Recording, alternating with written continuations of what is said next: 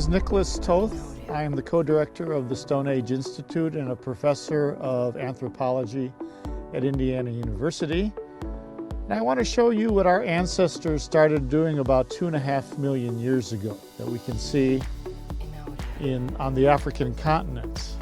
The earliest archaeological record are very simple stone tools, and they discovered around this time that if you took two natural cobbles, say from a gravel bar of a river, you could hit one against the other one and knock off these razor sharp pieces of stone that archaeologists call flakes. So in a matter of a few seconds,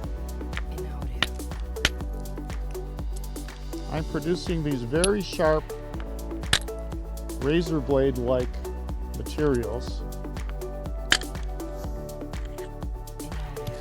that can be used for, say, cutting up the carcass of an animal that you might kill, or maybe you find that's been left by carnivores and a little bit of meat left on the bones that you can cut off. So these are literally razor sharp. If I were to drag this across my finger, I would cut myself quite badly.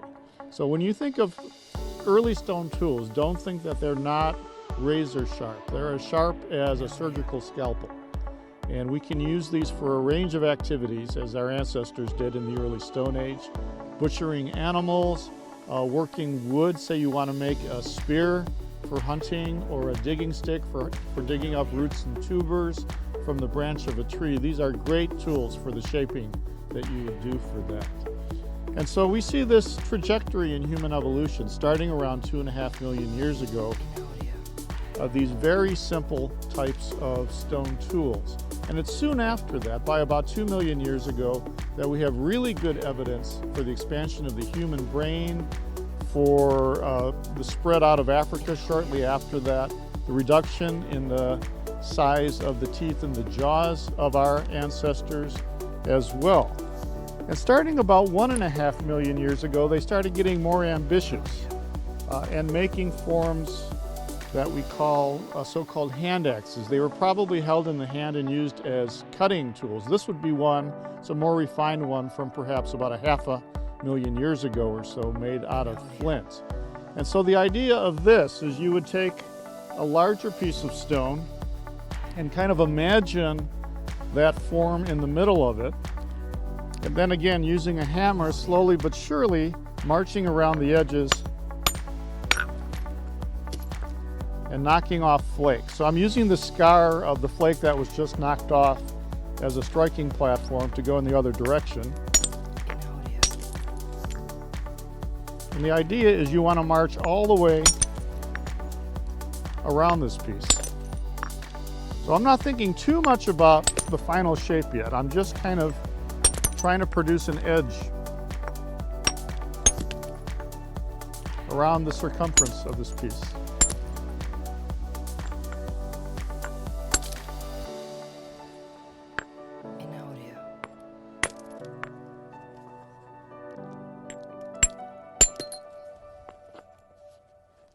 Okay, and so it would take me about another 5 minutes to go all the way around this.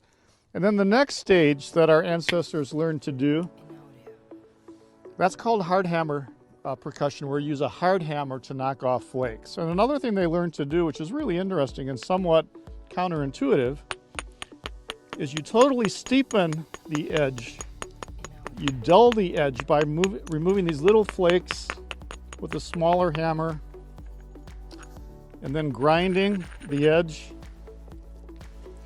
And then you take a softer material. It could be a piece of hard wood, a fragment of elephant tusk. In this case, I'm using an antler of a deer. And you're biting right into the edge. And you're able to remove much longer, thinner flakes when you do that. And this is a way of controlling flaking. Do it one more time. And you get a much thinner product at the end of it. And this is called soft hammer technique. So I'm going to try to drive a flake off of this side by striking on this side.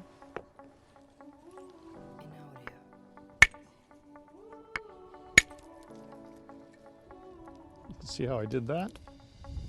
And by doing that, going around, you can carefully shape the edge, thin it, and make a superb butchery tool. And when people ask, why did they bother to make something this big?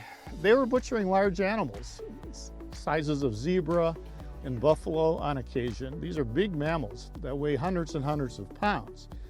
And would you rather use a razor blade for butchering one of these animals, or would you rather use basically a two-fisted tool like this? You have a lot more cutting edge, a lot more weight behind what you're doing as well. And so when we look at the history of technology, you're seeing changes in the refinement of stone tools over time.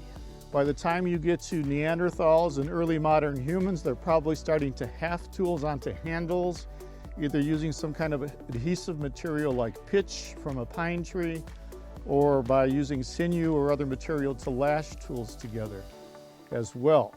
And so we see this progression and refinement of technology through time, especially with stone.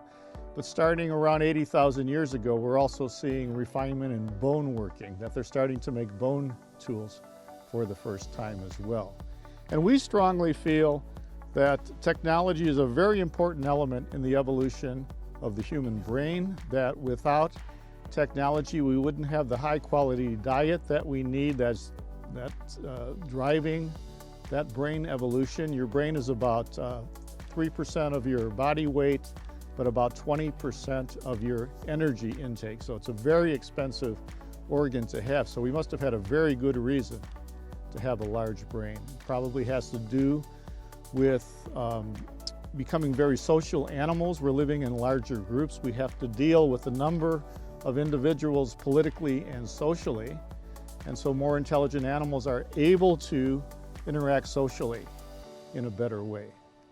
And so probably another payoff of these larger brains over time is that we become more inventive and experimental and try new techniques of making and using tools as well. And we become the consummate, the most important dedicated tool maker in the history of the earth as we are today.